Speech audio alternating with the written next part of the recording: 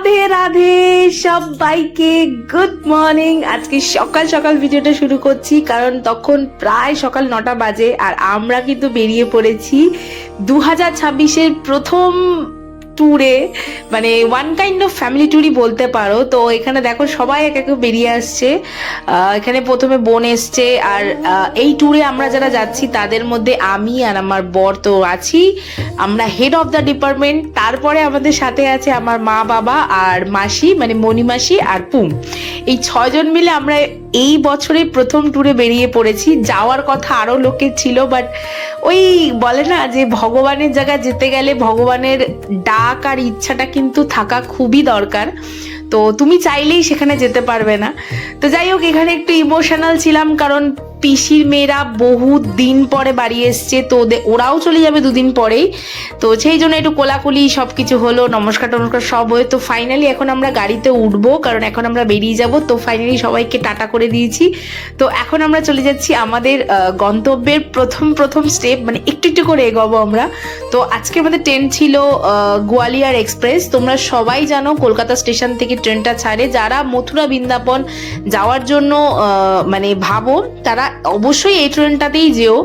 One of the best train. এছাড়া অনেক train আছে যাওয়ার জন্য, তোমরা দিল্লি হয়েও যেতে পারো, আদারওয়াইজ আগ্রা ক্যান্টেও যেতে পারো, অনেক ট্রেন আছে, কিন্তু আমার কাছে এই ট্রেনটা বেস্ট। তো ফাইনালি দেখো আমরা কলকাতা স্টেশনে চলে এসেছি আর এখানে লাগেজ ফাগেজ সব নামিয়ে নিয়েছি। আর আমাদের এবার একটু খাওয়ার ব্যবস্থাও বেশি ছিল কারণ যেহেতু আমরা ফার্স্ট যে কদিন রাধাকুণ্ডে থাকবো, তো তোমাদের তো জানানোই হয়নি কোথায়, বাট নামটা শুনে আশা করি তোমরা বুঝে গেছো।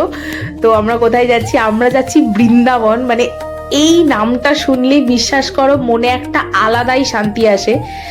মানে সমস্ত জায়গা এক জায়গায়, আমি ঘুরতে যেতে ভীষণই ভালোবাসি, তো ঘোরার জায়গা একই জায়গা, মানে একটা আলাদা জায়গা, কিন্তু এই জায়গাটার ইমোশন একটা আলাদা। এখানে সত্যি মানুষ জানি না মানে কি হিসাবে যায়, বাট আমি বিশ্বাস করো সমস্তটা ফিল করতে যাই। আমি কোনোদিন এই জায়গাটাকে ঘোরার জায়গা হিসেবে ভাবি না। আমার ভীষণ মানে এই জায়গাটা যাওয়ার একটাই ইচ্ছা থাকে যে আমি ভগবানের সাথে একদম যেন মনে হয় কানেক্ট হয়ে যাই। মানে এখানে গেলে না সংসারের চিন্তা, না মানুষের কোলাহল, কিচ্ছু মাথায় থাকে না, সমস্তটা মানে একটা নিজের মধ্যে আলাদা শান্তি থাকে। তো এই একটা জায়গার মধ্যে যে কি আলাদা শান্তি, তোমরা বিশ্বাস করো যারা গেছো তারা তো বুঝবে, আর যারা যাওনি তারা মানে এই ফিলটা বুঝতে পারছো না। তো ফাইনালি দেখো আমাদের একটু কামরা এদিক ওদিক হয়েছিল কারণ টিকিট আগে পরে কাটা হয়েছে ওই কারণে।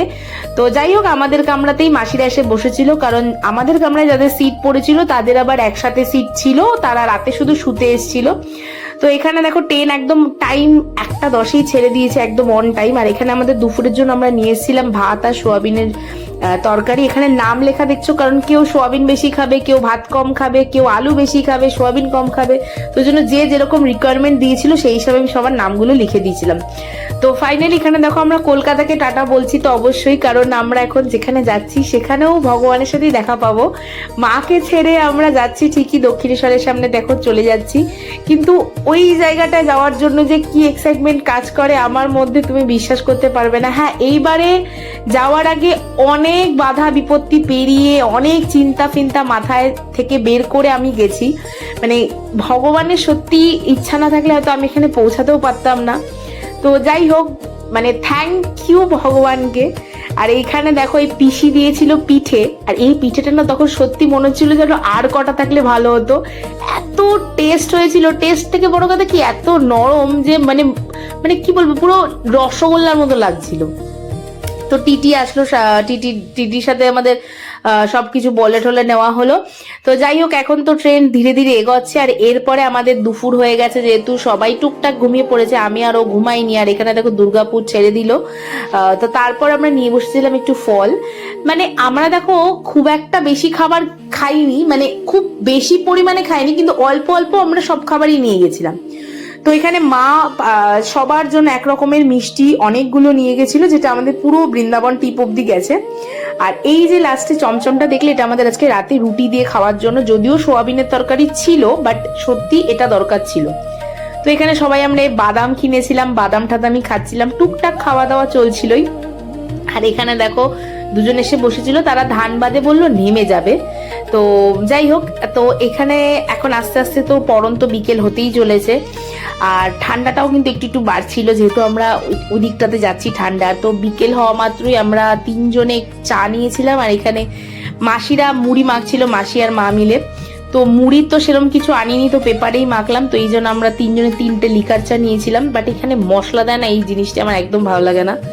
যাই হোক, চা খেতে খেতে আমাদের এখন মুড়ি খাওয়া চলবে। আর মুড়িটার জন্য মা সমস্ত কিছু বাড়ি থেকে নিয়ে গেছিল, যেহেতু মার এই খাবারগুলো থাকেই ঘরে। আর এমনিও কেনাটেনা হয়েছিল প্রচুরই, যেরকম বাদাম, শসা, নিমকি, তারপরে সবুজ মটর, তারপরে চানাচুর। আমরা চানাচুর নিয়েছিলাম, আমার শ্বশুরের একটা ফেভারিট চানাচুর ছিল সরস্বতী চানাচুর, তো ওটাই আমি এখন সত্যি খুব ভালো লাগে খেতে। তো ওই চানাচুরটাই আমি কিনে নিয়ে গেছিলাম। আর বাবা ওপরে মোটামুটি ওই ওঠার পর থেকে যে শুতে গেছে, তো বাবাকে ওপরেই ওখানেই দেখতেই পাচ্ছ। আর এখানে 3 তলায় ওঠার চেষ্টা করছে, কারণ আমাদের ফেরার দিনের টিকিটটা একসাথেই 6 জনের ছিল, তো ওই কারণেও চেষ্টা চালাচ্ছে। তো ফাইনালি লাস্ট দিন গিয়ে দেখতে পাবে আদৌ উঠতে পেরেছি কি পারেনি। তো এখানে দেখো রাতের খাবারেরও মেনু বেরিয়ে গেছে আমাদের, এই চমচম আর সাথে রুটি আর সোয়াবিনের তরকারি। তো এটা খেয়েই মোটামুটি আজকের মতো দিনটা শেষ হচ্ছে। তো দেখা হচ্ছে কালকে সকালবেলা। তো চলো আবার শুরু করছি নেক্সট ডেতে। গুড মর্নিং সবাইকে। আর এখন মোটামুটি কুয়াশা ঘেরা জায়গা আমরা চলে এসেছি, আর বিশ্বাস করো কি এক্সাইটমেন্ট লাগছিল, যে আমি কি আনন্দ পাচ্ছিলাম।